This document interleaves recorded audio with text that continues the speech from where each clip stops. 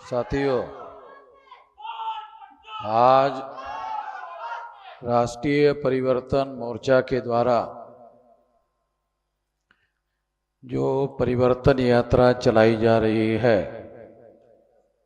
वो परिवर्तन यात्रा आज आपके उमरखेड़ में आकर पहुंच गई है और आने वाले समय में मुंबई तक ये परिवर्तन यात्रा लगातार जाने वाली है। साथियों, राष्ट्रीय परिवर्तन मोर्चा के द्वारा यह निर्णय किया गया कि आने वाले विधानसभा में बहुजन मुक्ति पार्टी के समर्थन में हम लोग काम करेंगे।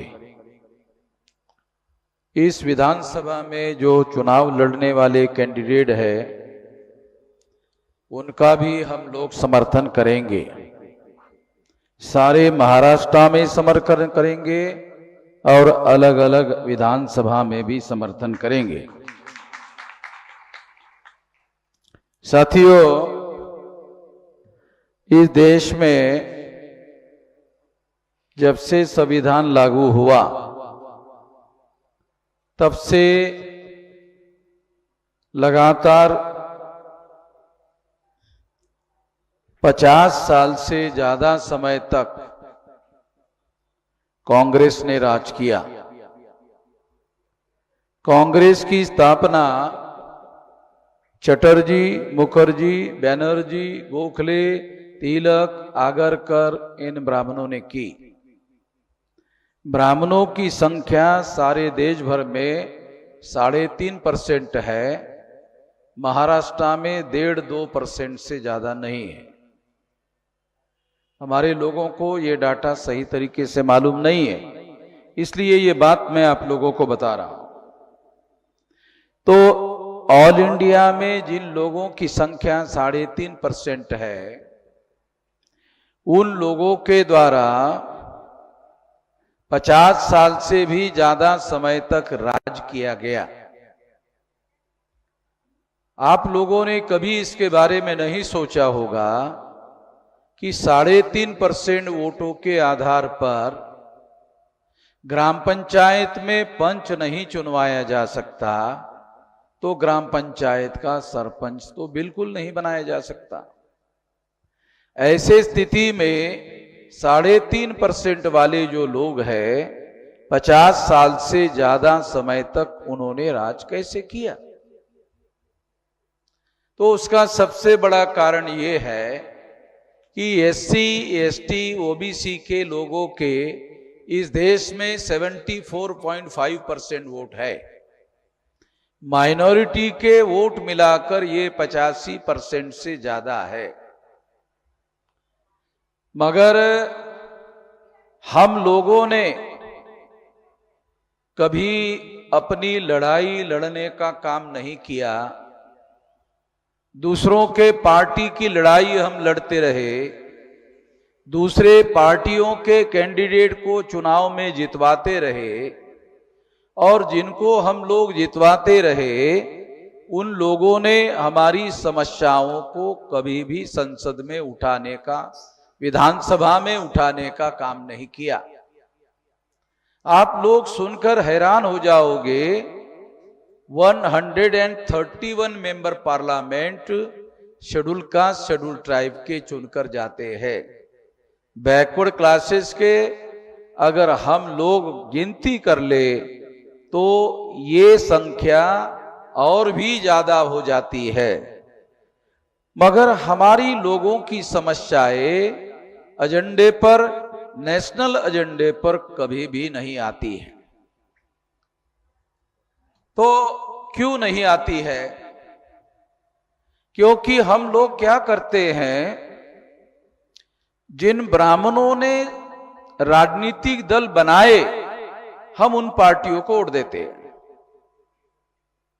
कांग्रेस की स्थापना ब्राह्मणों के द्वारा की गई। हमने कांग्रेस को मजबूत करने का काम किया। कांग्रेस चली गई, कांग्रेस के जगह बीजेपी आई। बीजेपी की स्थापना आरएसएस के लोगों ने की, आरएसएस की स्थापना ब्राह्मणों ने की, और भारतीय जनता पार्टी की स्थापना पंडित अटल बिहारी वाजपेयी, जो नॉर्थ इंडिया के ब्राह्मण थे, उन्होंने की। हमारे लोगों को सही सही जानकारी भी नहीं होती है। अगर ब्राह्मण लोगों ने पार्टियां बनाई तो हमारा उद्धार करने के लिए तो नहीं बनाई ना, हमारा कल्याण करने के लिए तो नहीं बनाई। उन्होंने अपना उद्धार करने के लिए, अपना कल्याण करने के लिए बनाई। तो वो लोग हमारा उद्धार कैसे कर सकते हैं, ये जानकारी हमारे महापुरुषों को थी। इसलिए फुले शाहू अंबेडकर के द्वारा महाराष्ट्र में ये आंदोलन चलाया गया कि हमें अपने उद्धार के लिए अपना संगठन निर्माण करना चाहिए और अपना आंदोलन खुद चलाना चाहिए और अपने लोगों को आजादी हासिल करवा के देनी चाहिए। कांग्रेस का जो आजादी का आंदोलन था वो क्या था?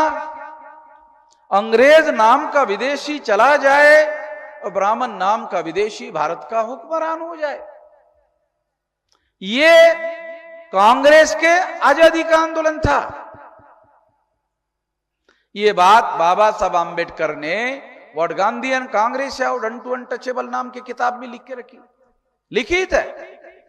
What Gandhi and Congress have done to untouchable, Gandhi and emancipation of untouchable, ये अंग्रेजी में 2 किताबें उन्होंने लिखी, उसमें सारा का सारा डॉक्यूमेंट्री एविडेंस है।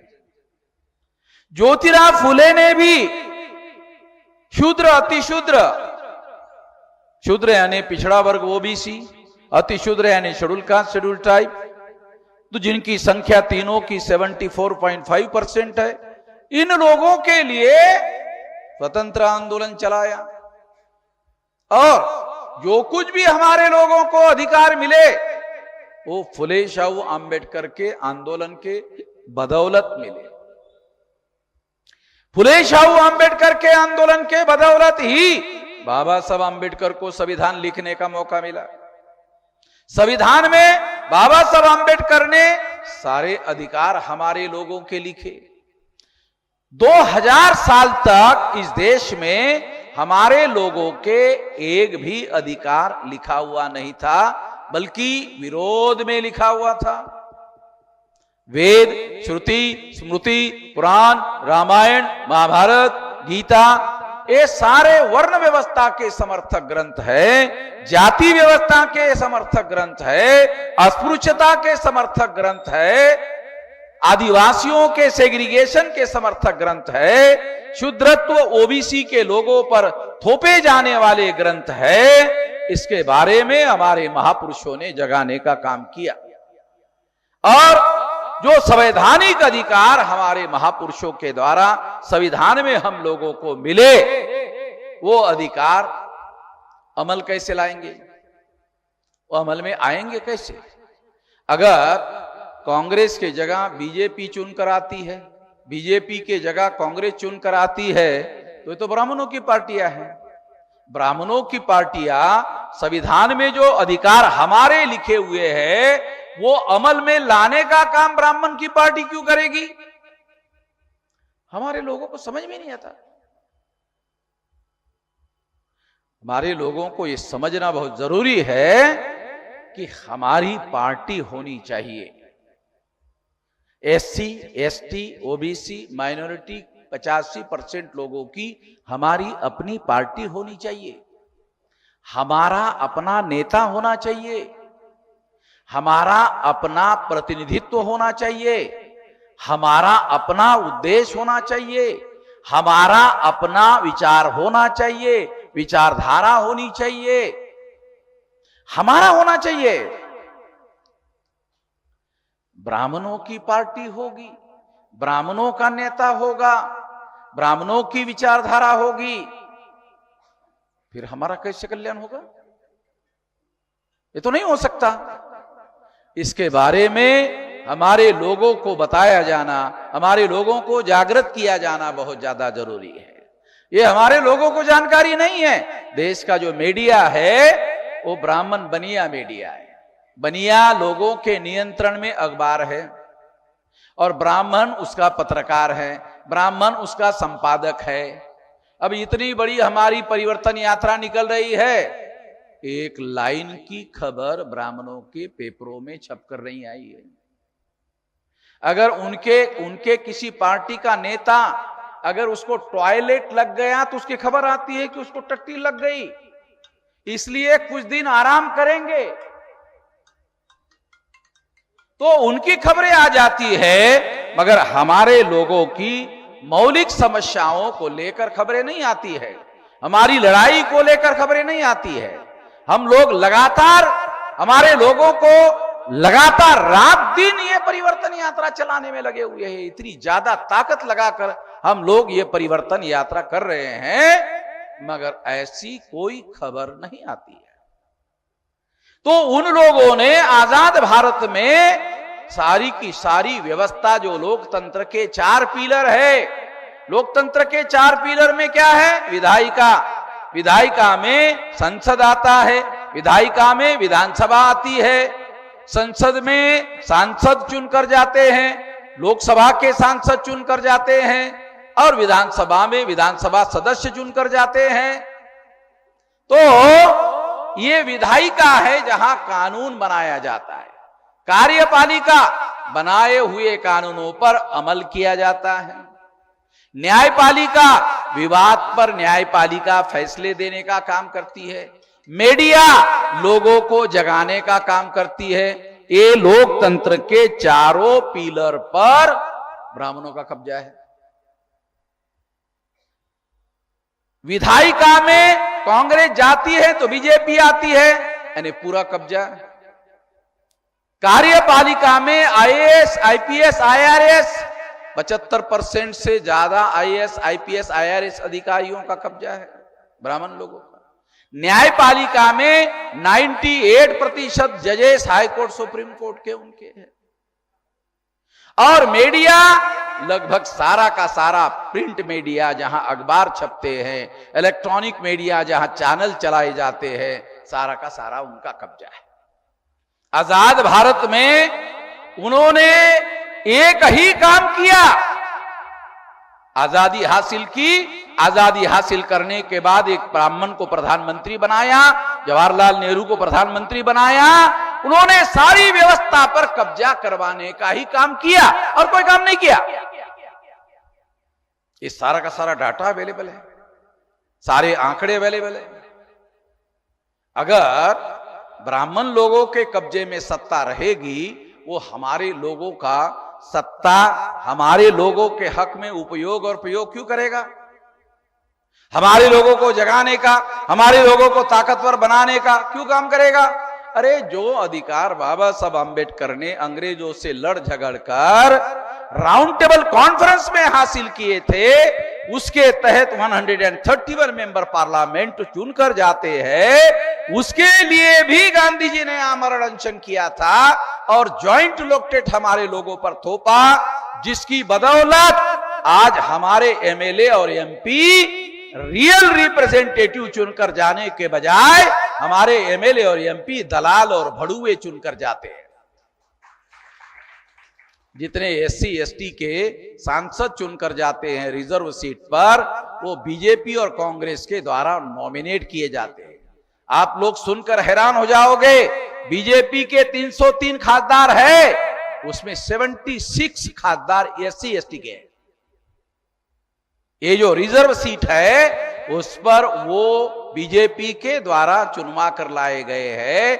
अगर 76 लोग अपना समर्थन विड्रॉ करते हैं तो बीजेपी की सरकार गिर जाएगी, मगर उनके पास ऐसी कुवत, ऐसी योग्यता नहीं है, आवाज नहीं है, बोलने की कुवत नहीं है, कंठ जरूर है मगर वो बोलने की भी हिम्मत नहीं कर सकते। तो हमारे लोगों के हक और अधिकार के पक्ष में, समर्थन में कैसे खड़े हो सकते? बिल्कुल खड़े नहीं हो सकते। इसलिए खड़े हो नहीं रहे हैं। क्यों नहीं हो रहे हैं? क्योंकि निश्चित रूप से बीजेपी उनको हमारे फेवर में बोलने से रोक लगाती है, कांग्रेस भी बोलने से रोक लगाती है। बोलने के लिए पूर्व के समय में एक राजा जाता था, दूसरा राजा आता था, तो हथियारबंद आंदोलन होता था, हथियारों से लड़ाई होती थी और रक्तपात होता था, और बहुत ज्यादा खून बहने के बाद एक राजा चला जाता था, दूसरा राजा आता था। ये उस समय होता था। अब क्या होता है लोकतंत्र में? अब लोकतंत्र में कोई रक्तपात नहीं होता है, कोई खून नहीं बहाया जाता है। प्रधानमंत्री चुनने के लिए आपको पहले बैलेट पेपर पर वोट डालना पड़ता था, अब केवल बटन दबाना पड़ता है, अब कुछ नहीं पड़ता है। बस इसके द्वारा जिसको ज्यादा वोट पड़ते हैं वो प्रधानमंत्री बन जाता है। ये लोकतंत्र की जो व्यवस्था है, ये लोकतंत्र की व्यवस्था में ऐसे परिस्थिति में 3.5% ब्राह्मणों के लोग ज्यादा संख्या में चुनकर क्यों आते हैं? क्योंकि कांग्रेस वाले चुनाव जीतने के लिए काले धन का उपयोग करते हैं, काले पैसों का उपयोग करते हैं। काले पैसे का क्या मतलब है? काले पैसे का यह मतलब नहीं है कि नोट काली होती है, कोई नोट काली नहीं होती है। फिर ये काला पैसा, ये शब्द कैसे बना है? काला पैसा किसको कहते हैं? काला पैसा उसको कहते हैं जो इनकम टैक्सेबल नहीं है। अगर आपके पास कोई इनकम है और वो इनकम टैक्सेबल है और टैक्स आपने पे नहीं किया, वो काला धन। काला धन का ये मतलब नहीं कि पैसा काले रंग का होता है, नहीं, पैसा काले रंग का नहीं होता है, और पैसा सफेद रंग का भी नहीं होता है। सफेद पैसा कौन सा है? अगर आपने टैक्स पे कर दिया तो सरकार आपको सर्टिफिकेट देती है कि ये बाकी बचा हुआ पैसा सफेद है, ये आप जैसा चाहे वैसा यूज कर सकते हैं। तो टैक्स बहुत महत्वपूर्ण बात है। तो ये लोग हजारों करोड़ रुपया काला धन बचाते हैं, टैक्स नहीं देते हैं, और चुनाव के समय में वो काला धन चुनाव में इस्तेमाल करते हैं। और चुनाव में गांव-गांव में गरीब लोगों में उनके वोट खरीदने के लिए इस्तेमाल करते हैं, वोटों को खरीदने के लिए काले धन का इस्तेमाल करते हैं। और काले धन के द्वारा जब वोट खरीदते हैं तो अल्पसंख्यक लोग बहुसंख्य हो जाते हैं और चुनाव जीत जाते हैं। इसका मतलब है कि बीजेपी को जो बहुमत मिलता है वो काले धन के द्वारा मिलता है। कांग्रेस को जो बहुमत मिलता रहा है वो भी काले धन की वजह से मिलता रहा है। हम लोगों के हक और अधिकार के लिए कांग्रेस ने, बीजेपी ने काम किया, इसलिए हमारे लोगों ने उनको वोट दिया। वो पार्टियां लोकप्रिय है, इस वजह से उनको लोगों ने वोट दिया। लोगों के कल्याण के लिए उन्होंने काम किया, इसलिए लोगों ने उनको वोट दिया। ये बात सही नहीं है। काले धन का उपयोग वोट खरीदने के लिए किया जाता है। कांग्रेस भी काले धन का इस्तेमाल करती है, बीजेपी भी काले धन का इस्तेमाल करती है, इसलिए बीजेपी कांग्रेस के काले धन पर बोलती नहीं है, कांग्रेस बीजेपी के काले धन पर बोलती नहीं है। दोनों काले धन का उपयोग करते हैं। ऐसे आधार पर ये अल्पसंख्यक 3.5% ब्राह्मणों का राज भारत में आ रहा है। अन्यथा 3.5% वोट के आधार पर आप ग्राम पंचायत में पंच नहीं चुनवा सकते, ग्राम पंचायत का सरपंच नहीं बना सकते। अरे भाई, देश का प्रधानमंत्री कैसे नॉमिनेट कर रहे? ये Narendra Modi is not a real prime minister of India, he is a nominated prime minister of India and nominated by Brahmins, not only Brahmin but RSS Brahmins. RSS के ब्राह्मणों के द्वारा नरेंद्र मोदी नॉमिनेटेड प्रधानमंत्री है। नॉमिनेटेड अंग्रेजी शब्द है, इसका हिंदी अनुवाद होता है नामधारी प्रधानमंत्री। नामधारी, नामधारी का क्या मतलब है आपको समझ में आए इसलिए और दूसरा शब्द बताता हूं। किसी प्रकार का काम ना करने वाला, कामधारी नाही, नामधारी. आता तुम्हाला उदाहरण देऊन सांगतो. आता ओबीसीचा प्रधानमंत्री आहे, तेव्हा ओबीसीच्या प्रधानमंत्र्यांनी ओबीसीची मोजणी करायला पाहिजे ना. अरे सर्व देशातल्या लोकांची करत नाही, ठीक आहे, पण तुम्ही ओबीसीचे आहात तर ओबीसीची संख्या किती आहे याची मोजणी तुम्ही करायला पाहिजे. तुमच्याजवळ अधिकार आहेत. घटनेने प्रधानमंत्र्याला कार्यकारी सत्ता दिलेली आहे, सर्व निर्णय करण्याचे अधिकार प्रधानमंत्र्याजवळ आहेत, पण प्रधानमंत्री ओबीसीची मोजणी करण्याचा अधिकार असताना सुद्धा त्यांची मोजणी करत नाही. याचा अर्थ असा की नरेंद्र मोदी नॉमिनेटेड प्रधानमंत्री आहेत आणि वास्तविक सत्ता आरएसएसच्या लोकांच्या हातात आहे. कारण आरएसएसचे लोक कधीही मोजणी करण्याचं समर्थन करत नाहीत. मी कित्येक दिवसापासून हे बोलून राहिलो की आरएसएसचे लोक मोजणी करायला विरोध करतात. आजची बातमी वाचा, आरएसएसच्या लोकांची आजची बातमी वाचा.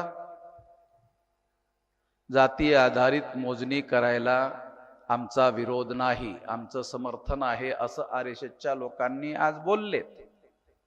मी कित्येक दिवसापासून म्हणून राहिलो, हे मोजणी करायचा विरोध करतात, विरोध करतात, विरोध करतात. ते देशभर, हे सोशल मीडिया देशभर जाते.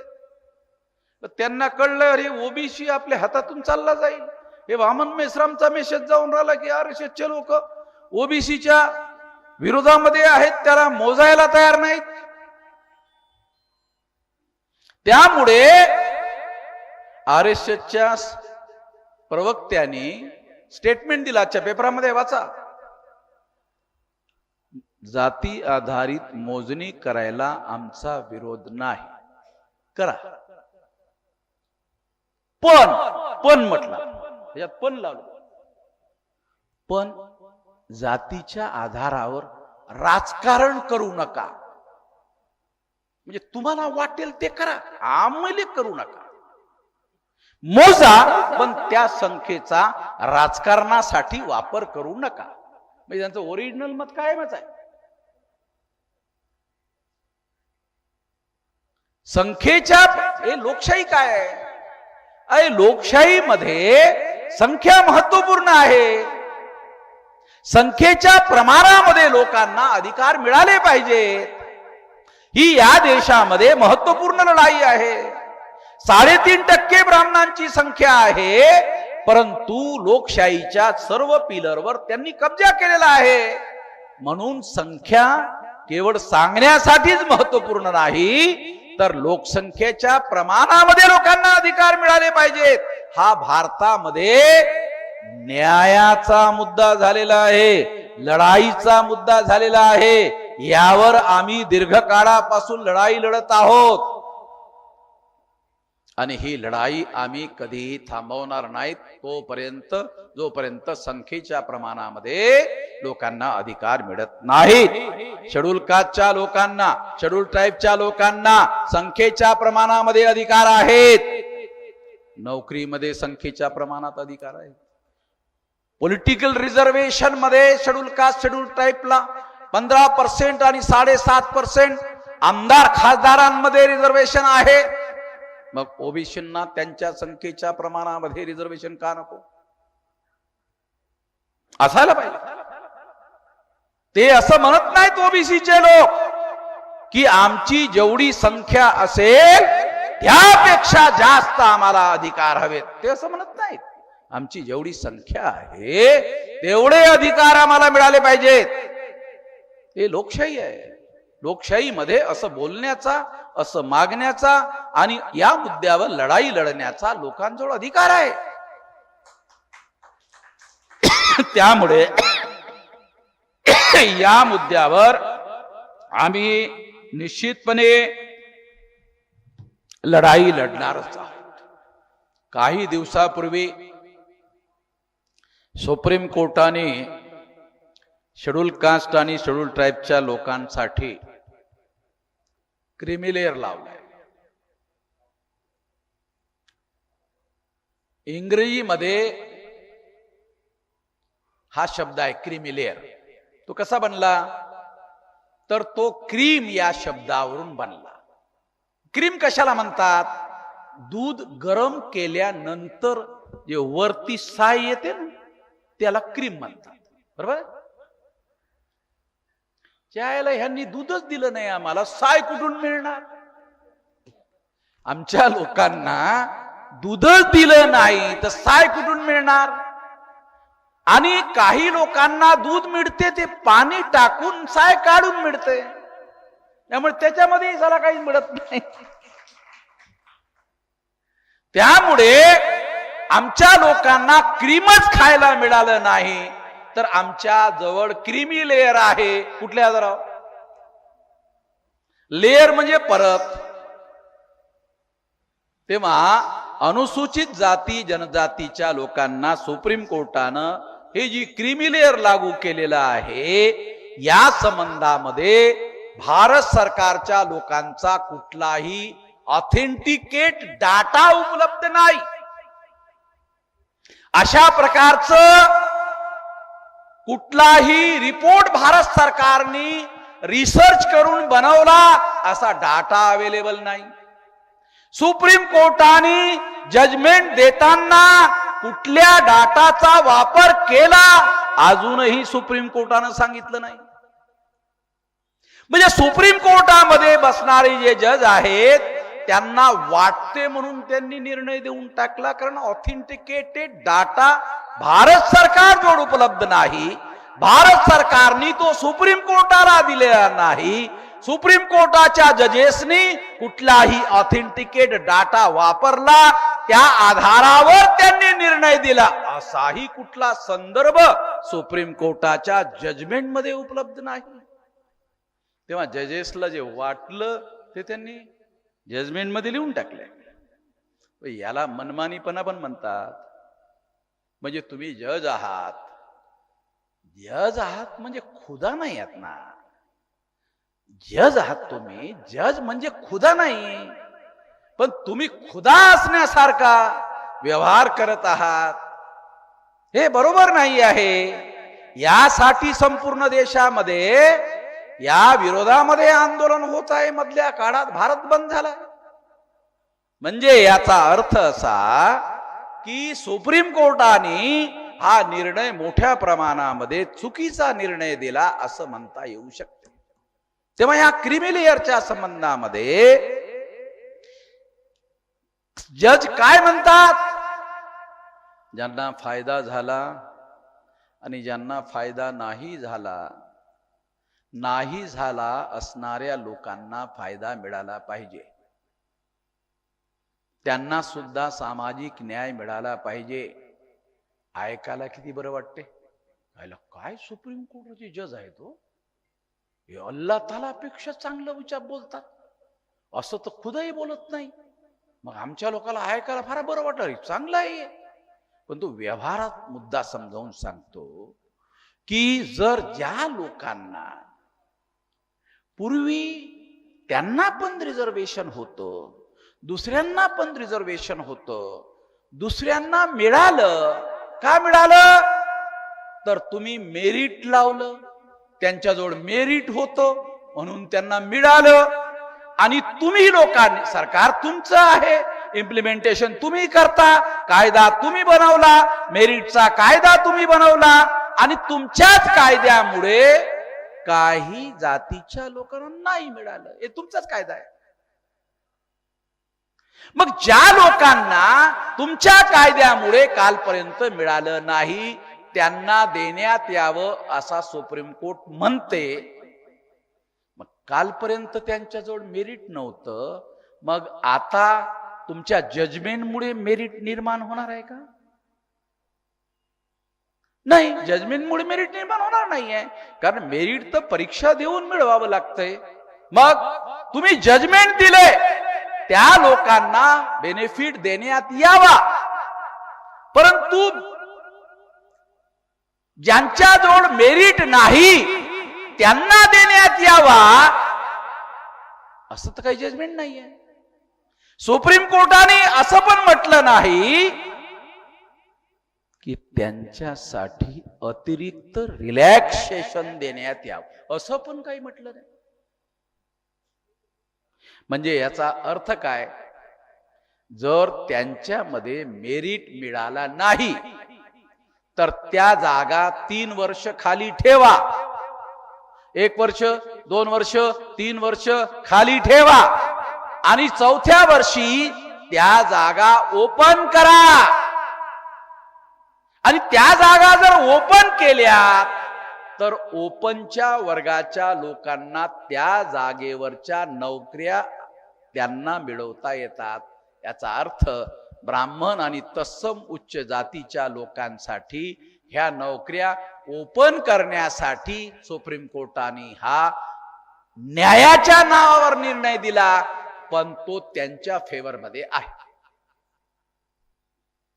हे बऱ्याच लोकांना समजत नाही म्हणून विस्तारामध्ये समजावून सांगितलं. तेव्हा असे निर्णय लागू केले जात आहेत. हे निर्णय आम्हाला मंजूर नाही आहेत, पण तरी आमचं काय म्हणणं आहे, आमचं म्हणणं असं आहे की त्या लोकांना तुम्ही मेरिट मध्ये मोठ्या प्रमाणामध्ये रिलॅक्सेशन दिलं नाही, ते रिलॅक्सेशन द्या. आणि रिलॅक्सेशन जर दिलं नाही तर मी सुप्रीम कोर्टामध्ये जाणार आहे, अर्ज टाकणार आहे की त्यांना रिलॅक्सेशन देण्यात यावं. तुम्हीच म्हणतात त्यांना देण्यात यावं, मग आता तुम्ही रिलॅक्सेशनवर निर्णय द्या. रिलॅक्सेशन द्यायला तयार होणार नाही, कारण रिलॅक्सेशन दिलं तर आमच्याच लोकांना बेनिफिट होईल. ज्या लोकांना कालपर्यंत बेनिफिट मिळाला नाही त्या लोकांना बेनिफिट होईल, म्हणजे ते लोक आमचेच आहेत, आमच्याच लोकांना बेनिफिट होईल. जजमेंट लिहिणाऱ्यांना आमच्या लोकांना बेनिफिट द्यायचा नाही, तर मेरिट नसणाऱ्या लोकांना जर ह्या जागा मिळाल्या नाहीत तर त्या जागा जनरल कॅटेगरीच्या लोकांना ओपन करण्यासाठी हा जजमेंट देण्यात आलेला आहे. हे षडयंत्र आमच्या लोकांना समजून घेतलं पाहिजे. हे मायक्रो अंडरस्टँडिंग आपल्याला असल्याशिवाय यांचं राजकारण समजून येत नाही. म्हणून आपल्याला ही बाब समजून घेतली पाहिजे आणि या पद्धतीनं याचा विचार केला पाहिजे. आजकाल 2014 पासून एक नवीन प्रश्न भारतामध्ये चर्चेला मोठ्या प्रमाणात येतो, तो म्हणजे काय, हिंदू मुसलमान. हिंदू मुसलमान कोण आहेत? हिंदू हिंदू कोण आहेत? शेड्यूल कास्ट हिंदू नाही आहेत, शेड्यूल ट्राइब हिंदू नाही आहेत, ओबीसी हिंदू नाही आहेत. कोण आहेत हिंदू? ब्राह्मण धर्मानुसार हे SC ST OBC चे लोक, यांना जर आपण हिंदू म्हटलं तर ते ब्राह्मण धर्माचे गुलाम होतील. हिंदू हा शब्द कसा आलाय? हिंदू हा शब्द दयानंद सरस्वती असं म्हणतात की य मुसलमानों की देवी गाली है. जर हिंदू मुसलमानांची दिलेली शिवी असेल तर तुम्ही त्या तुमच्या धर्मासाठी शिवीचा कशाला वापर करता? गर्व से कहो हम हिंदू है, शाला बडं विचित्रच आहे. गर्व से कहो हम हिंदू है आणि तुमचा दयानंद सरस्वती म्हणतो ही शिवी आहे. गर्व से कहो हम हिंदू है, तो तुम्ही जी शिवी देता त्याच्याबद्दल आम्हाला गर्व वाटतो. अरे असं कसं काय, असं कसं म्हणता येईल? पण तुम्हीच म्हणता, दयानंद सरस्वतीच म्हणतोय की हिंदू मुसलमानों की देवी गाली है. म्हणजे याचा अर्थ असा, ब्राह्मणांच्या धर्माचं नाव हे मुसलमानांनी दिलेलं हिंदू नाव असू शकत नाही. मग ब्राह्मणांच्या मूळ धर्माचं नाव काय आहे? ब्राह्मण लोकांच्या धर्माचं मूळ नाव आहे ब्राह्मण धर्म. ब्राह्मणांना सुद्धा याबद्दल कुठलाही ऑब्जेक्शन नव्हतं. पण इंग्लंडमध्ये एडल्ट फ्रँचाइज या विषयीची चर्चा सुरू झाली. कुठे झाली? इंग्लंडमध्ये. भारत काय होता? British India. म्हणजे तो ब्रिटनच्या लोकांच्या अधीन असलेला देश होता आणि इंग्लंडमध्ये प्रत्येक 21 वर्ष वयावरील व्यक्तीला मतदानाचा अधिकार बहाल करण्यात यावा अशी चर्चा इंग्लंडमध्ये सुरू झाली. मग इंग्लंडमध्ये सुरू झाल्यानंतर ब्राह्मणांनी असा विचार केला, अरे आपली संख्या तर 3.5% आहे आणि ॲडल्ट फ्रँचाइज जर उद्या लागू झालं तर ब्राह्मणांची मतं 3.5% होतील आणि 3.5% मताच्या आधारावर आपण या देशाचे राज्यकर्ते होऊ शकत नाहीत. मग ब्राह्मणांनी क्लुप्ती शोधून काढली आणि SC ST OBCच्या लोकांच्या बद्दल प्रचार सुरू केला की हे सर्व हिंदू आहेत. लक्षात काय सांगतो? पुराव्यासहित सांगतो. ब्राह्मणांच्या वेदामध्ये हिंदू शब्द नाही. श्रुती, स्मृती, पुराण, रामायण, महाभारत, गीता कुठेही हिंदू शब्द नाही. हिंदू भारतामध्ये मुसलमानांचं जेव्हा आगमन झालं, त्या पर्शियन भाषा बोलणाऱ्या मुसलमानांचं आगमन झालं. त्या पर्शियन भाषेमध्ये स या शब्दाचा उच्चार करता येत नसल्यामुळे सिंधू या शब्दाचा उच्चार सच्या ऐवजी ह ते करते. सिंधूचा उच्चार हिंदू त्यांनी केला आणि अशा प्रकारे आक्रांता वर्गाच्या लोकांनी सिंधू ह्या शब्दाचा हिंदू शब्द बनवला आणि तो ब्राह्मणांनी मुसलमानांकडून घेतला. ब्राह्मणाला मुसलमानाचं काहीच आवडत नाही, हिंदू शब्द खूप आवडतो. ब्राह्मणांना मुसलमानाचं काहीच आवडत नाही, पण हिंदू शब्द खूप आवडते. कारण हिंदू शब्दामुळे अल्पसंख्य ब्राह्मणांना बहुसंख्य होण्याची संधी मिळवता येते आणि SC ST OBCचा हिंदू म्हणून आपल्या राजकारणासाठी, आमदार खासदार निवडण्यासाठी हिंदू म्हणून वापर करता येतो. म्हणून ते आज ज्या हिंदूला शिवी म्हणत होते ते नाव आमच्या लोकांसाठी प्रचारामध्ये आणतात. बाबासाहेब आंबेडकरांना हे माहित होतं, म्हणून घटनेमध्ये त्यांनी शेड्यूल कास्ट लिहिलंय, घटनेमध्ये त्यांनी शेड्यूल ट्राईब लिहिलंय, घटनेमध्ये त्यांनी OBC लिहिलं, घटनेमध्ये त्यांनी या लोकांना हिंदू लिहिलेलं नाही. जरा भारतीय घटना वाचून काढा. SC ST OBC राज्यकर्ते होऊ शकता असणारा वर्ग आहे, तो सर्व शेतकीचं काम करतो आणि शेतीच्या कामाला एक आणखी शब्द आहे कुणबिकी. बरोबर आहे? कुणबिकी हा शब्द वापरला जातो. मी गावातलाच रहिवासी आहे त्यामुळे मला माहित आहे. शेती काम करणाऱ्या लोकांना कुणबिकी म्हणतात.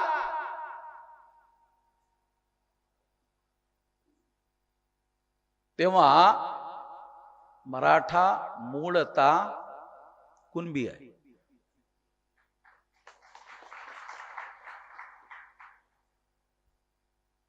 बामणांनीच त्यांना मराठा म्हणणं सुरू केलं. बामणाचं राजकारण मराठ्यांना समजलं नाही, कुणब्यांना समजलं नाही आणि पश्चिम महाराष्ट्रातील लोकांनी स्वतःला मराठा म्हणवणं सुरू केलं. ज्या कुणब्यांनी स्वतःला मराठा म्हणवणं सुरू केलं नाही त्यांना रिझर्वेशन लागू आहे आणि ज्यांनी स्वतःला मराठा म्हणवणं सुरू केलं त्यांना रिझर्वेशन मधून बाद करण्यात आलं. ब्राह्मणांनी डावपेच करून मराठ्यांना बाद केलं. आता SC ST OBC कुणबी या लोकांना रिझर्वेशन, मराठ्यांना नाही. कुणबियांमधले लोक IAS IPS IRS अधिकारी होऊन राहिलेत, मराठ्यांचं नाही. म्हणजे ह्यांच्याजवळ शब्द शिल्लक राहिला, बाकी काही नाही. म्हणजे ज्यांच्याकडे 10 एकर जमीन होती, 3 पोरं जन्माला घातले, 3-3 एकर राहिली. त्या 3-3 एकर वाल्याला 3-3 पोरं झाले, 1-1 एकर राहिले. आहे की नाही? रिअलिटी आहे की नाही? आहे की नाही? तुम्ही पण गावात राहता ना? मी पण गावातलाच रहिवासी आहे, शेतकऱ्याचाच मुलगा आहे, त्यामुळे मला माहित आहे. तेव्हा परिस्थिती वाईट आहे. पण राजकारणामध्ये, सत्ताकारणामध्ये, पत्रकारांमध्ये, मीडियांमध्ये मराठा नाही, मराठ्यांना रिझर्वेशन दिलं जाऊ शकत नाही. आणि व्यवहारामध्ये ते गावामध्ये कुणबी करतात. तेव्हा मराठ्यांनी सुद्धा याचा बारकाव्याने विचार केला पाहिजे आणि त्यांनी या बाबतीमध्ये आग्रह धरला पाहिजे की कुणबी मराठा, मराठा कुणबी हा शाब्दिकरित्या ग्रहण न करता व्यवसाय म्हणून हे लोक काय करतात याचा समाजशास्त्रीय दृष्टिकोनातून अभ्यास करून रिपोर्ट दिला पाहिजे. तर ते कुणबी करता दिसेल, पुराव्यासहित दिसेल. बामणांना काय वाटते, अरे हे जर ओबीसी म्हणून आतमध्ये आले, ते ओबीसीच्या नावावर जे बामणांना आम्हाला महाराष्ट्रात मिळत आहे ते ह्या लोक घेऊन जातील आणि मग आम्हाला प्रशासनामध्ये IAS, IPS, IRS अधिकाऱ्यांमध्ये आम्हाला मिळणार नाही. असा हा डावपेचाचा भाग आहे. आणि ह्या डावपेचाचा भाग योग्य पद्धतीने लढवता आला पाहिजे. मराठा समाजामध्ये दुविधाजनक स्थिती काय आहे, तो मराठा शब्द सोडायला तयार नाही. व्यवहारामध्ये कुणबीकीच करतो पण मराठा शब्द सोडायला तयार नाही. त्यामुळे ब्राह्मणांना तुम्हाला मराठ्याच्या नावावर आम्ही रिझर्वेशन द्यायला तयार नाही असं म्हणण्याची संधी मिळते. तेव्हा ह्या सर्व बारीक सारीक बाबी आपण लक्षात घेतल्या पाहिजे आणि आपल्या लोकांना हक्क आणि अधिकार मिळवून देण्यासाठी त्यांना वास्तविक जागृती केली पाहिजे. असं जर आपण केलं तर निश्चितपणे आपल्या लोकांमध्ये बदल घडवून आणता येऊ शकेल. बराच वेळ झाला, 9:11 झालेत. आपल्या सहनशीलतेचा अंत बघणं मला जर बरोबर वाटत नाही, त्यामुळे मी माझं या ठिकाणी संपवतो. धन्यवाद.